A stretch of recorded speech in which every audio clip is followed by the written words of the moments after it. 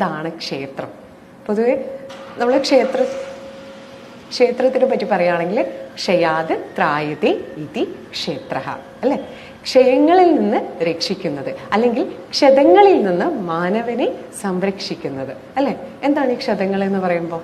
മുറിവുകള് അല്ലെ. നമ്മൾ പൊതുവെ പറയും ക്ഷത്രിയൻ എന്ന് പറയും. ആരാ ക്ഷത്രിയൻ? രാജ്യത്തിന് മുറിവുകളിൽ നിന്ന് രക്ഷിക്കുന്ന ഒരാളെയാണ് നമ്മൾ ക്ഷത്രിയ എന്ന് പറയാം. അതുപോലെ നമ്മുടെയൊക്കെ മനസ്സിലുണ്ടാവുന്ന കുഞ്ഞു കുഞ്ഞു മുറിവുകൾ ഉണ്ടാവില്ലേ, എന്തൊക്കെയാ? ആ മുറിവുകളെ സംരക്ഷിക്കുന്ന അല്ലെ അത് ഇല്ലാതാക്കുന്ന കേന്ദ്രങ്ങളാണ് ക്ഷേത്രങ്ങൾ. അപ്പൊ നമ്മുടെ മനസ്സിലുണ്ടാവുന്ന മുറിവുകൾ എന്തൊക്കെയാ? കുഞ്ഞു കുഞ്ഞു വിഷമം ഉണ്ടാവും. ചിലപ്പോൾ മക്കളുടെ വിദ്യാഭ്യാസമാകാം, അതും അല്ലെങ്കിൽ അവരുടെ വിവാഹമാകാം, അതും അല്ലെങ്കിൽ വീട് കാര്യങ്ങൾ, അങ്ങനെയുള്ള മുറിവുകളെ ഇല്ലാതാക്കുന്ന കേന്ദ്രങ്ങളാണ് ക്ഷേത്രങ്ങൾ എന്ന് പറയാം.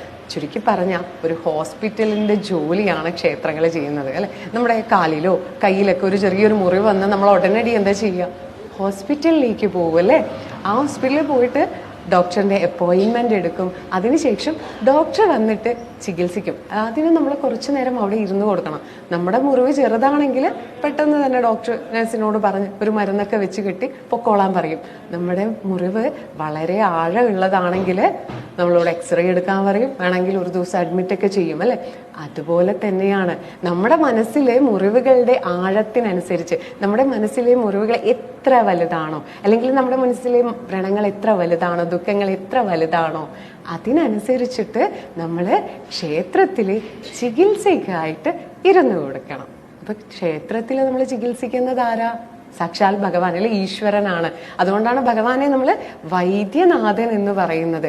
വൈദ്യന്മാരുടെയും വൈദ്യനാണ്, സുപ്രീം സർജൻ പറയും അല്ലെ. അമ്മയുടെ കേസും അതാണ്. അമ്മയും ആ ഡോക്ടർ വിഭാഗത്തിൽ പെടുന്നത് തന്നെയാണ് അല്ലെ മാരിയമ്മ. നമുക്ക് പതിയെ അമ്മയുടെ കാര്യങ്ങളിലേക്ക് വരാം. അപ്പം നമ്മുടെ ചില സന്ദർഭങ്ങളിൽ ഹോസ്പിറ്റലിൽ നിന്ന് ഡോക്ടേഴ്സ് തന്നെ പറയും, എന്നെ കൊണ്ട് ചെയ്യാൻ പറ്റുന്നതിന്റെ 100% ചെയ്തു, ഇനിയൊക്കെ ഭഗവാന്റെ കൈകളിലാന്ന് പറയും. അപ്പം അവർക്കും അറിയാം വൈദ്യന്മാരുടെയും വൈദ്യനാണ് ഭഗവാൻ എന്ന് അല്ലെ.